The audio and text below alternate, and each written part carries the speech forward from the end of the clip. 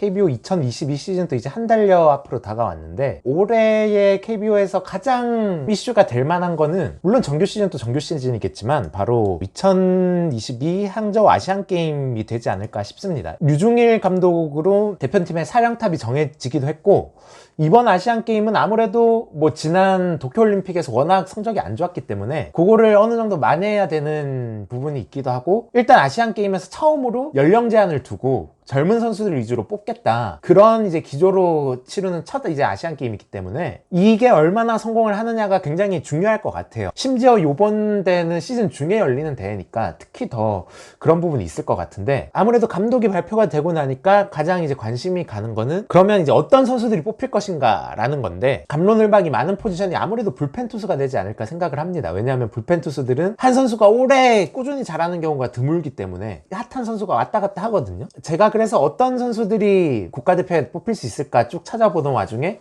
굉장히 특이할 만한 선수 한 명을 발견을 했습니다.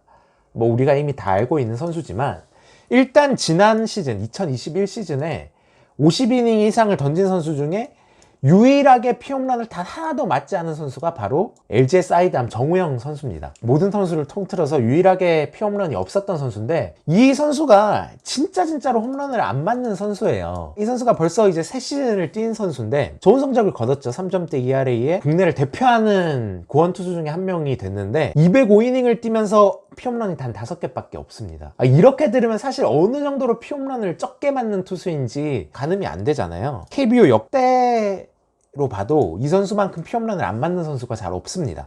역대 200이닝 이상을 던진 투수 중에 9이닝이나 피홈런이 적은 순서대로 하면 정우영 선수가 역대 2등이거든요. 근데 1등은 알다시피 당시 KBO라는 시스템의 규격 외의 선수였던 선동열 선수가 9이닝 0.15개로 피홈런을 진짜 안 맞는 선수였고, 그 다음으로 피홈런을 안 맞는 선수가 LG의 정우영 선수인 겁니다. 진짜로 피홈런 억제 능력이 정말로 대단한 건데, 아무래도 현대야구에서 가장 중요하게 투수에게 요구되는 능력이 탈삼진 능력, 또 하나 중요한 게 피홈런을 얼마나 억제하는가가 굉장히 중요하잖아요. 그런 부분에서 굉장히 주목할 만하고, 물론 이 선수가 뭐 잠시를 쓴 것도 영향이 있겠지만 그것보다도 이현 선수가 왜 이렇게 피홈런을 안 맞느냐, 결국에는 말도 안 되는 땅볼 유도 능력 때문이에요.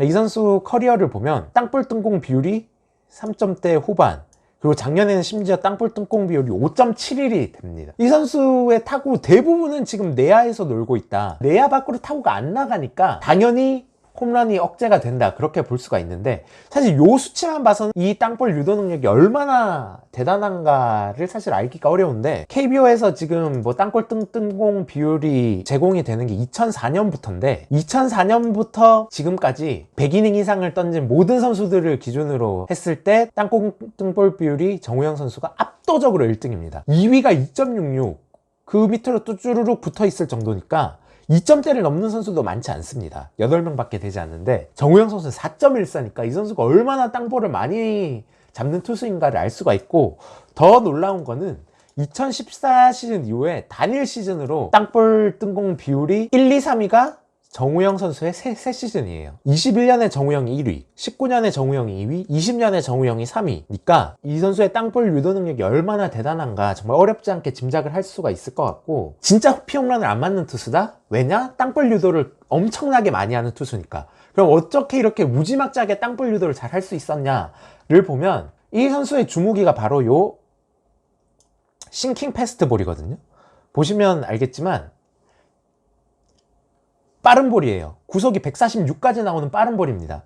그런데 무브먼트가, 아래로 가라앉는 무브먼트가 상당히 심한 공을 던지고 있거든요. 요게 이 선수의 주 무기고, 이 선수가 던지는 거의 모든 공이 요런 형태의 빠른 볼이라고 보시면 됩니다. 구종구사율을 보면 아까 보여드렸던 요 싱킹 패스트볼이 이 선수가 던지는 공의 대부분을 차지합니다. 그리고 나머지는 뭐 슬라이더, 요 두 가지 구종을 던지는 투피치 선수라고 보시면 되는데 거의 70-80%를 싱커성 공을 던지게 됩니다. 그리고 요 공의 구속이 거의 140대 중반 이상이 나오기 때문에 굉장히 위력적인 거고, 지난 시즌에 땅볼 뜬공 비율이 굉장히 높았잖아요. 이 싱킹 패스트볼의 구사율을 극도로 늘렸습니다. 구종을 추가하거나 그런 식으로 승부를 본 게 아니라 던지는 공의 90%를 이 싱커를 던졌다는 거죠. 구속도 굉장히 좋았고, 구종을 오히려 굉장히 단순화했더니 땅볼 비율이 더 높아졌더라, 뭐 그렇게 볼 수가 있겠는데, 그래서 이 선수는 좀 전략적으로 이런 피칭을 하는 것 같아요. 나는 싱커만 던지겠다. 그래서 땅볼로 다 잡겠다. 그런 전략을 의도적으로 세우고 있는 굉장히 스마트한 투수인 것 같아요. 그래서 이 선수가 굉장히 파이어볼러입니다. KBO 기준 140대 중반 이상의 공을 던지니까 파이어볼러인데도 9이닝당 탈삼진이 6개밖에 안 돼요.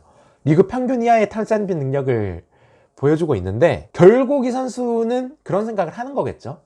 파이어볼러지만 삼진보다는 땅볼 유도하는 피칭을 하겠다. 현대야구에서 투수한테 주목을 받는 능력이 탈삼진을 잡는 능력인데, 탈삼진을 안 잡더라도 약한 컨택을 유도하면, 정타를 많이 안 맞고 땅볼을 유도해서 약한 타구를 유도하면 탈삼진 잡는 거 이상으로 효율적인 피칭을 할 수 있다.